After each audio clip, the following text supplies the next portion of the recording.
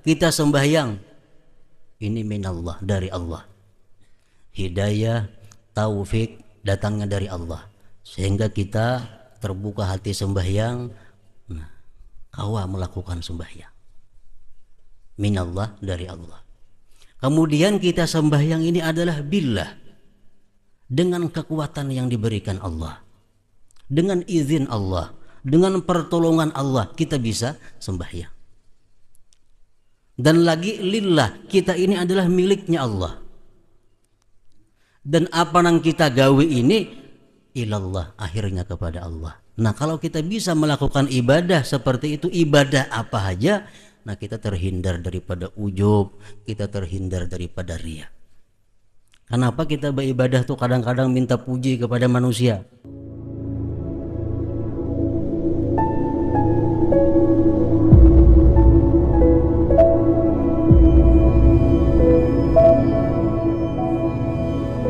Bismillahirrahmanirrahim. Alhamdulillahi zahiril batin, al-mawjudati ayatuhu wa dalailuhu fi jami'il amakin. Ashhadu an la ilaha illallah wahdahu la syarika lahul muhaimin. Wa ashhadu anna sayyidana Muhammadan abduhu wa rasuluhu ilal insi wal jin. Allahumma salli wa sallim wa barik ala jaddil husanain Sayyidina wa maulana Muhammadin jami'il makarimi wal mahasin wa ala alihi wa sahbihil mayamin, amma ba'd. Para habaib yang kita hormati dan kita cintai, juga para alim ulama, guru-guru agama, para muhibbin, hadirin dan hadirat rahimakumullah. Al-khamisu was-sadisu wa sab'un min asma'illah al-husna az-zahir al-batin. Yang ke-75 dan ke-76 daripada nama-nama Allah al-husna ialah az-zahir al-batin. Az-zahir artinya biasa kita sebut adalah maha zahir atau maha nampak. Al-batin maha batin atau maha tersembunyi. Nah, sedangkan maksud daripada nama Allah Az-Zahir dan Al-Batin itu adalah Az-Zahiru huwallazi zaharat ayatuhu wa dalailuhu fil ardi was samawat. Zahir artinya ialah Tuhan yang tampak, ayat-ayatnya, dalil-dalilnya di bumi dan di langit. Ayat-ayat Allah, dalil-dalil Allah jelas tampak baik di langit maupun di bumi. Idma min syai'in bil ardi was samawat illa wa huwa syahidun bi wujudihi wa qudratihi, karena tidak ada dari sesuatu baik di bumi maupun di langit melainkan itu menyaksikan dengan adanya Allah Subhanahu wa ta'ala dan kuasanya Allah Subhanahu wa ta'ala. Nah, ini maksudnya daripada nama Allah Az-Zahir itu. Jadi yang maha tampak, bukan artinya Allah Ta'ala itu nampak beikung, bukan demikian maksudnya. Maha nampak, maha jelas, artinya adalah dalil-dalil ayat-ayat Allah itu sangat jelas menunjukkan bahwa Allah Ta'ala itu ada dan berkuasa. Itu Az-Zahir. Kemudian Al-Batin huwallazi la tudraku haqiqatuhu bil hawas awil aqli awil khayal. Al-Batin ini artinya adalah Tuhan yang tidak bisa diperdapati hakikatnya dengan panca indera atau dengan akal atau dengan khayal. Jadi kayak apa Allah itu hakikatnya, kayak apa Allah itu zatnya. Kada bisa diperdapati oleh panca indera kita, kada bisa diperdapati oleh akal kita, apalagi oleh khayal, oleh khayalan-khayalan. Karena dia itu al-batin, maha tersembunyi. Para muhibbin rahimakumullah, di dalam sejarah disebutkan bahwa Nabi Musa alaihi salam sesudah mendengar kalam Allah, Nabi Musa mendapatkan satu kenikmatan, satu kelezatan yang tidak pernah didapat sebelumnya. Nah, hanyar bepandir lawan Allah. Nabi Musa sudah merasakan satu kenikmatan yang luar biasa. Akhirnya Nabi Musa berkata, di dalam Al-Quran disebutkan, qala rabbi arini, hai Tuhanku, perlihatkan kepadaku diri engkau. Ini kata-katanya kalam Allah sangat nikmat didengar oleh Nabi Musa, sangat lezat. Akhirnya Musa berkata, rabbi arini anzur ilaik, hai Tuhan, perlihatkan kepadaku diri engkau agar aku bisa memandang kepadamu.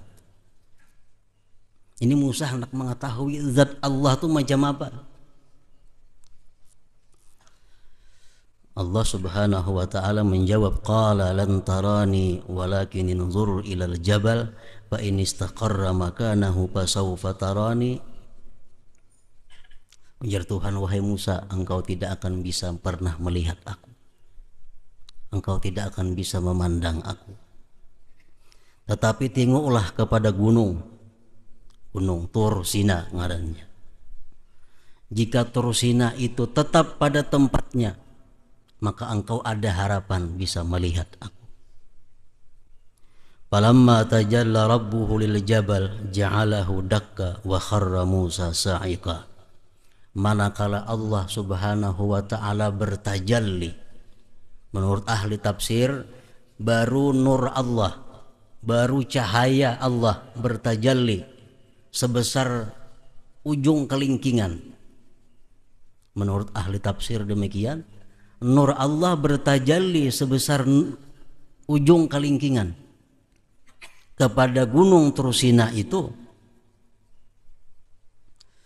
Ja'alahu dakka, jadilah gunung itu hancur lebur.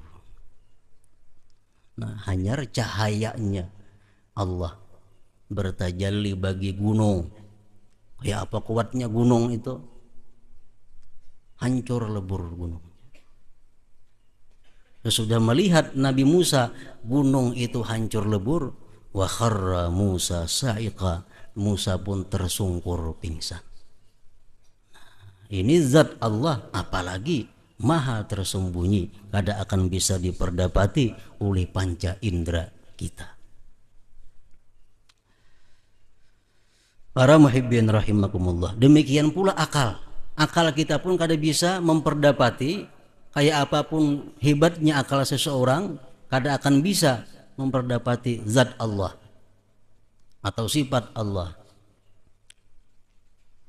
Jangankan zat dan sifatnya, kadang-kadang akal manusia pun kada mampu mencerna tentang perbuatan Allah dan hukum-hukum Allah.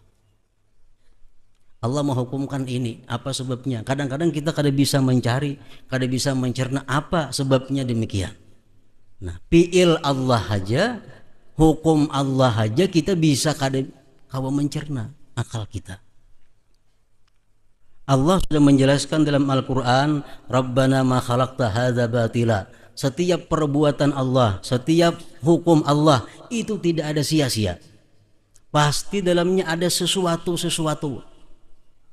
Nah, memperdapati sesuatu itu pun kadang-kadang akal manusia kada mampu, apalagi memperdapati yang ampunnya hukum itu Allah Subhanahu wa ta'ala, tersembunyi, al-batin.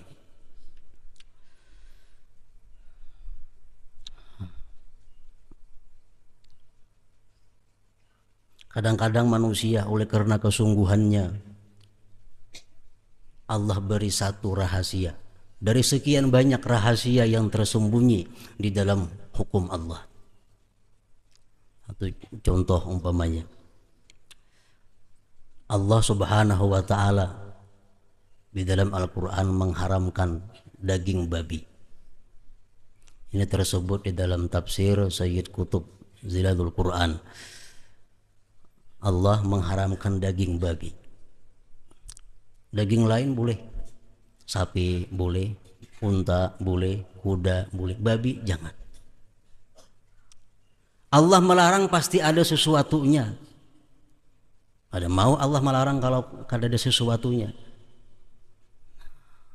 Berabad-abad manusia meneliti, kata Sayyid Qutb, sampai berpuluh-puluh abad manusia meneliti kenapa daging babi itu diharamkan oleh Allah. Ternyata dalam daging babi itu ada mengandung satu macam penyakit yang bisa membahayakan manusia. Itu berpuluh-puluh abad hanya satu dapat rahasianya. Nah, perbuatan Allah pun sangat tersembunyi, apalagi Allah Subhanahu wa taala zatnya.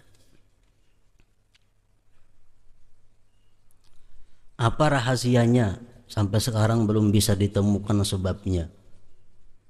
Berbagai macam penelitian belum ditemukan rahasianya. Kenapa Allah mengharamkan emas bagi laki-laki? Bini-bini boleh memakai emas, laki-laki haram memakai emas. Kenapa sebabnya? Karena emas larang, kada mesti. Laki-laki boleh memakai permata walaupun 6 miliaran harganya. Laki-laki boleh memakai yakut, memakai berlian, memakai apa boleh. Tapi kalau emas kada boleh. Oh, karena emas kuning, bukan kuningnya. Memakai wasi kuning boleh aja laki-laki. Atau memakai sapuhan emas boleh aja, asal jangan emasnya. Nah, kenapa sebabnya? Pasti ada sebabnya kenapa laki-laki dilarang memakai emas. Nah, sampai sekarang belum diketahui apa rahasianya yang sebenarnya laki-laki itu dilarang memakai emas.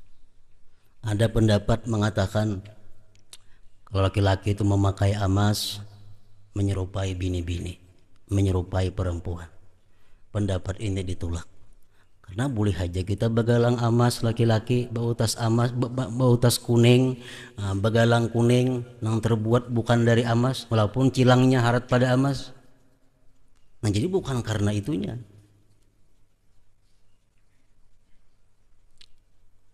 Ini termasuk daripada kandungan asma Allah al-batin. Tersembunyi Allah itu zatnya, sifatnya, perbuatannya, hukumnya. Artinya akal kita kadang-kadang kada bisa mengetahui apa sebabnya dihukumkan demikian.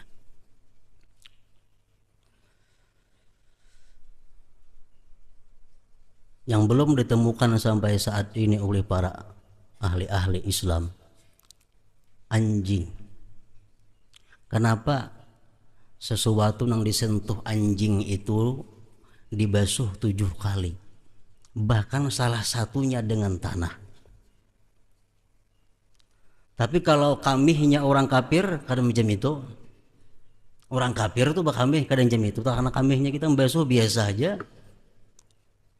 Apalagi najisnya binatang-binatang lain kadang macam itu. Tapi kalau anjing itu diperintahkan kita basuh 7 kali, salah satunya dengan tanah. Nah, ada apa di balik rahasia demikian hukum Allah Subhanahu wa taala?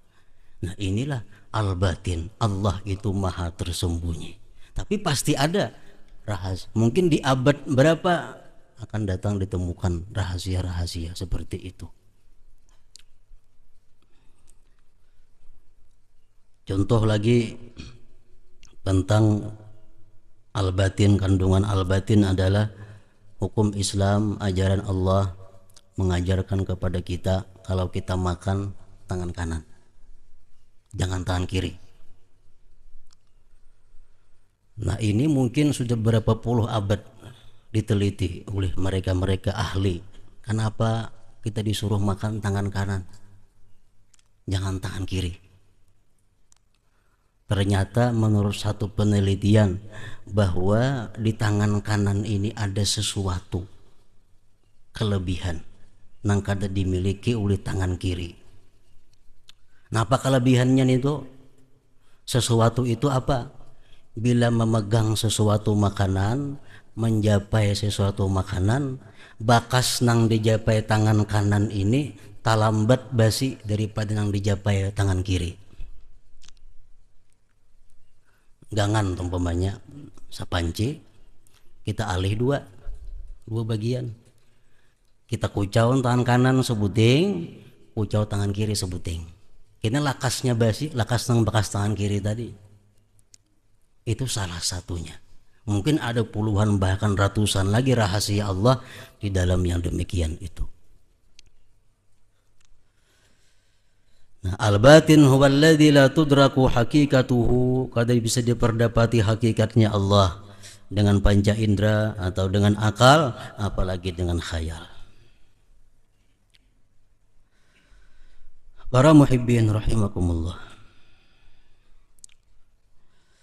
Al-mu'min bismillahil zahiril batin an la yahtajib 'anillah li'annahu zahir. Orang yang sudah percaya bahwa Allah itu tampak, bahwa Allah itu jelas tanda-tandanya, dalil-dalilnya. Kalau kita percaya demikian, kita tidak terdinding daripada Allah. Kita tidak terhijab daripada Allah karena Dia zahir, Dia tampak.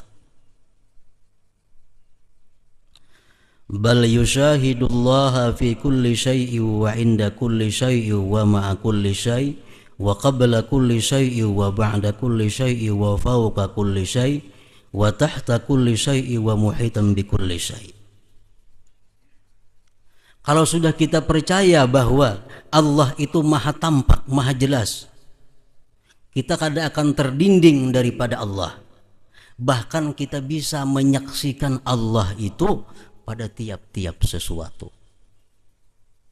di sisi tiap-tiap sesuatu, beserta tiap-tiap sesuatu, sebelum tiap-tiap sesuatu, sesudah tiap-tiap sesuatu, di atas tiap-tiap sesuatu, di bawah tiap-tiap sesuatu, dan meliputi dengan segala sesuatu. Nah, ini Allah subhanahu wa ta'ala al-zahir, Dia tampak. Setiap kali kita menyaksikan sesuatu, yang tampak adalah Allah subhanahu wa ta'ala. Baik sebelumnya, sesudahnya, di atasnya, di belakangnya, di bawahnya, mukanya, semuanya. Kalau bujur-bujur kita mengakui bahwa Allah ta'ala itu zahir.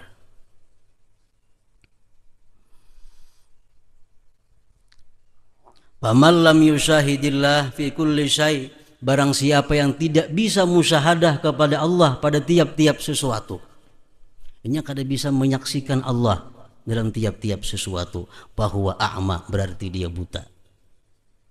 Berarti dia buta.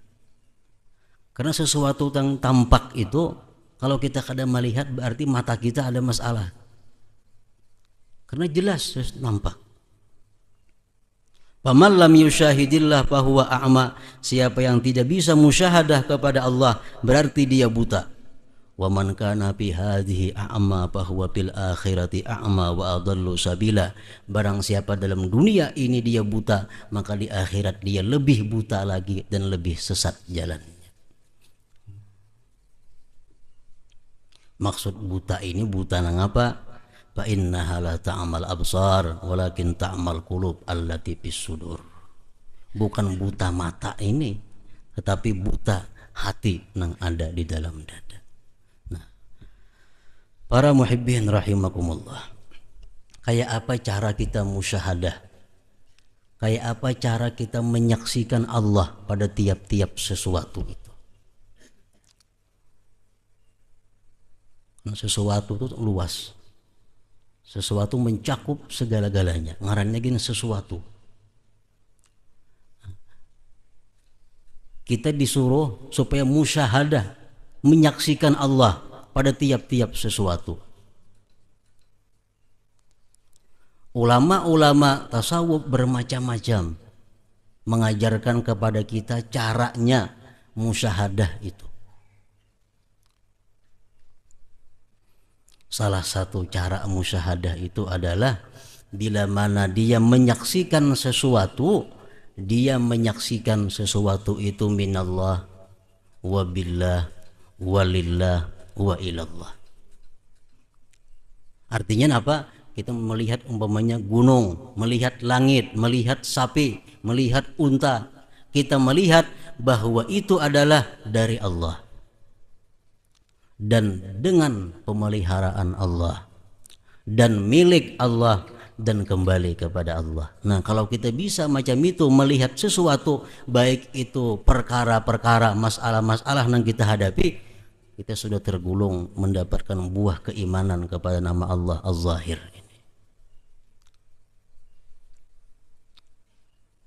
Melihat kita pohon umpamanya, melihat pohon itu kita disuruh musyahadah kepada Allah.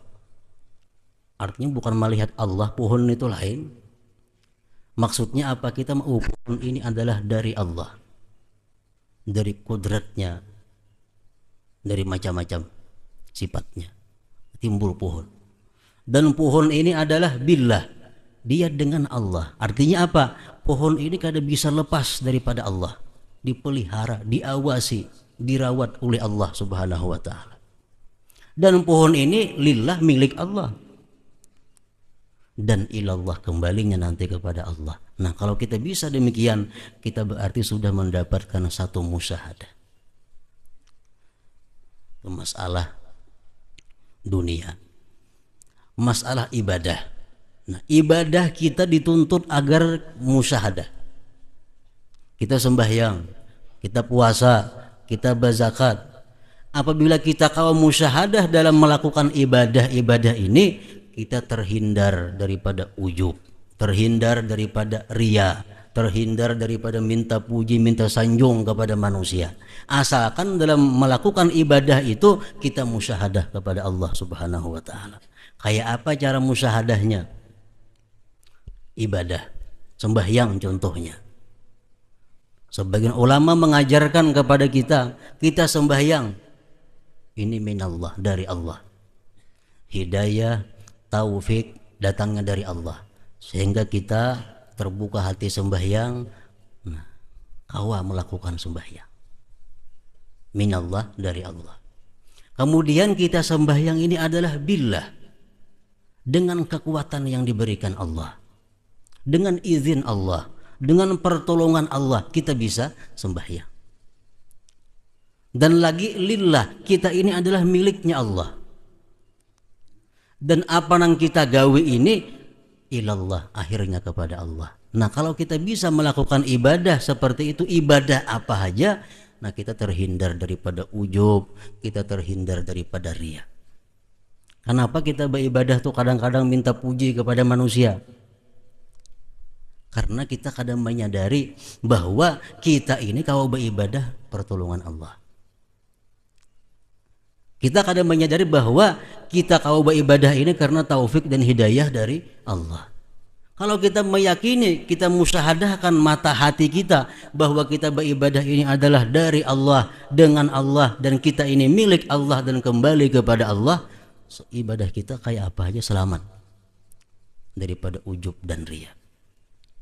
Walaupun kita dipuji orang dengan ibadah kita sedemikian, dipuji orang, kita gembira, kita kada riya, bahkan gembiranya pun dapat pahala. Seorang sahabat pernah bertanya kepada Rasulullah sallallahu alaihi wasallam. Ujar sahabat itu, wahai Rasulullah, bagaimana kalau seseorang itu beribadah, kemudian manusia memperbincangkan ibadahnya, menyebut-nyebut ibadahnya, akhirnya dia gembira. Nah, ujar Nabi, dia dapat pahala dua. Satu pahala ibadah itu, dua pahala gembira itu. Kenapa gembiranya berpahala? Sebab dia gembira bukan dengan ibadahnya, dia gembira bukan dirinya, tapi dia gembira dengan apa yang diberikan Allah Subhanahu wa ta'ala kepadanya. Nah, ini musyahadah dalam ibadah. Az-Zahir, Allah Maha Tampak. Jadi dalam ibadah kita nampak menyaksikan Allah. Di luar ibadah pun kita melihat Allah, menyaksikan Allah Subhanahu wa taala. Nah, ini tuntutan dari keimanan kita kepada Az-Zahir ini.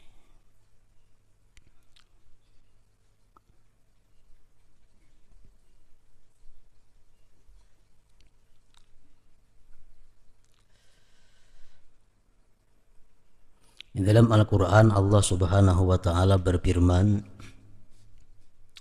unzuru madza fis samawati wal ardh. Nah, ini Allah Subhanahu wa ta'ala menyuruh kita berpikir. Unzuru madza fis samawati wal ardh. Ujar Tuhan, tengok, pikirkan sesuatu apa yang ada di langit dan di bumi. Allah kadang menyuruh kita melihat langit, Allah kadang nyuruh kita maitihi bumi, Allah kadang nyuruh kita maitihi unta, Allah kadang nyuruh kita maitihi laut, Allah kadang nyuruh kita memandang gunung. Tetapi Allah menyuruh ada apa di balik gunung itu, apa ada di balik laut itu, ada apa di balik unta itu, ada apa di balik bumi itu. Ini yang disuruh Allah kita pikirkan. Unzuru madza fis samawati wal ardh.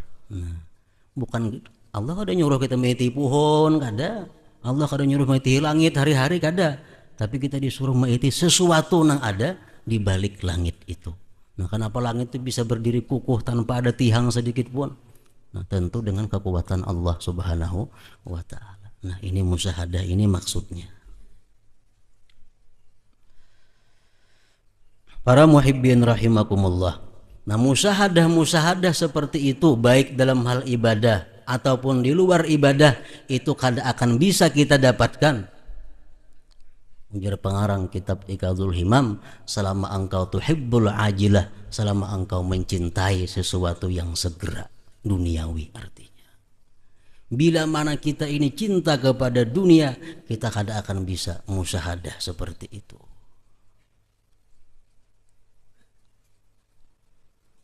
Jadi salah satu obatnya, caranya kayak apa supaya kita bisa beribadah dengan musyahadah tadi, melihat sesuatu bisa dengan melihat Allah. Ujar ulama sufi mengatakan, haddid basirataka bidawamil fikri fi ayatillah wa kasrati zikri wa suhbatis salihin. Kalau kita kada bisa musyahadah seperti tadi, kita melihat pohon nyiur itu bangsa macam, kada bisa kita melihat di mana datangnya pohon nyiur ini, kenapa bisa hidup kayak ini ganalnya. Kada pernah kita mikirkan macam itu. Kenapa sebabnya? Karena mata hati kita ini ada sesuatu. Nah, tajamkan mata hati engkau itu dengan 3 perkara. 1, dawamil fikri fi ayatillah. Selalu berpikir tentang ayat Allah. Menajamkan mata hati, selalu berpikir pada ayat Allah. Yang kedua, kasrati zikri, banyak-banyak zikir la ilaha illallah. Yang ketiga, bakawan, bersahabat, berkumpul lawan orang-orang nang saleh. Nah, ini untuk menajamkan mata hati.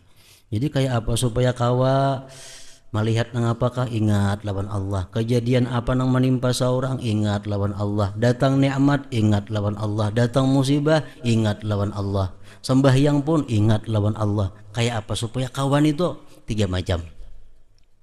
Gunakan pikir tentang ayat Allah. Nah, yang kedua, banyak-banyak zikir. La ilaha illallah 10.000 kah sehari. Yang ketiga, berkumpul lawan orang-orang saleh. Berkumpul orang saleh ini kadang alih. Berkumpul orang saleh itu kadang alih. Kalau kita kau berjamaah tiap waktu ke masjid, berkumpul orang saleh sudah. Zuhur ke masjid berjamaah, atau kamu langgar, kamu salah, tiap waktu itu sudah berkumpul dengan orang-orang saleh.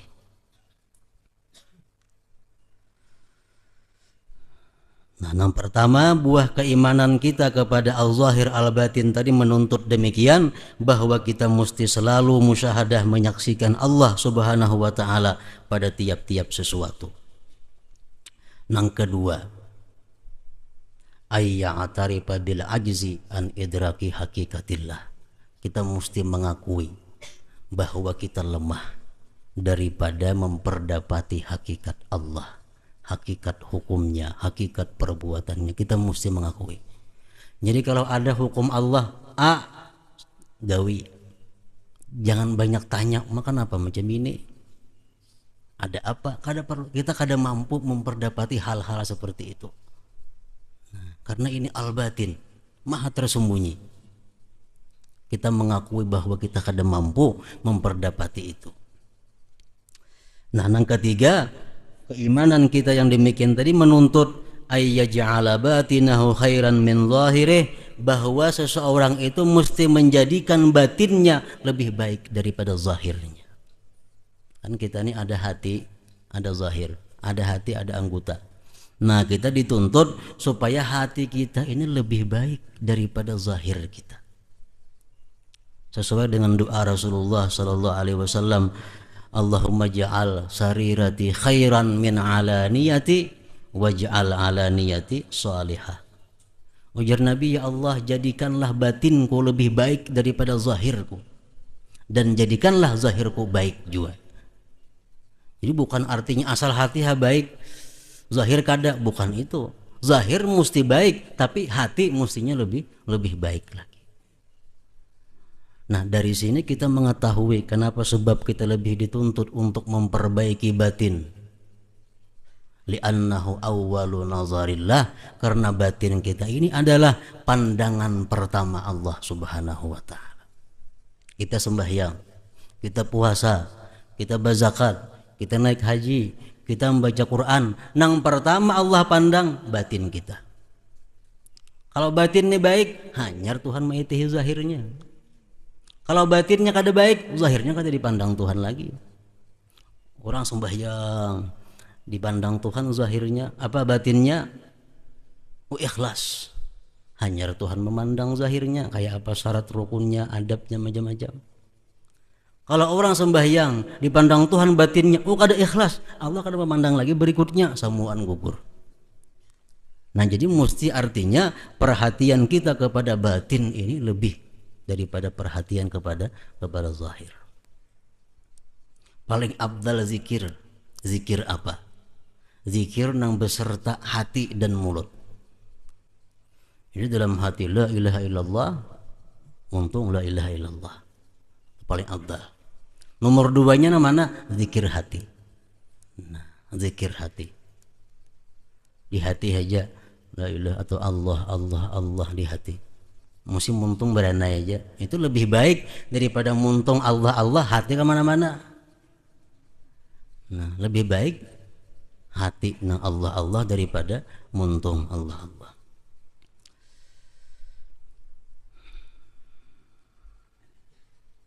Jadi artinya bukan ini pahamannya bahwa mata kita ayo memandang nang haram, telinga ayo menahan haram, penting hati baik, bukan itu maksudnya. Ini zahir mesti baik, tapi hati lebih baik lagi. Nah, itu maksudnya. Nah, demikian. Selanjutnya yang ke-77 adalah Ar-Barru Al-Muhsin. Hadratin Nabi sallallahu alaihi wasallam. Al-Fatihah.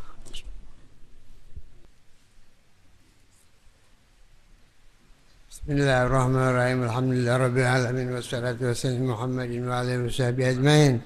اللهم اغفر لنا جنوبنا ولوالدينا وارحمهما كما ربيانا صغارا ولجميع المسلمين والمسلمات والمؤمنين والمؤمنات الأحياء من الأموات وتابع بيننا وبين بالخيرات ربك وارحم وأنت خير الراحمين ولا حول ولا قوة إلا بالله العظيم ربنا تقبل منا إنك أنت السميع العليم وتب علينا إنك أنت التواب الرحيم وصلى الله على سيدنا محمد وعلى آله وصحبه وسلم سبحان ربك رب العزة عما يصفون وسلام على المرسلين والحمد لله رب العالمين.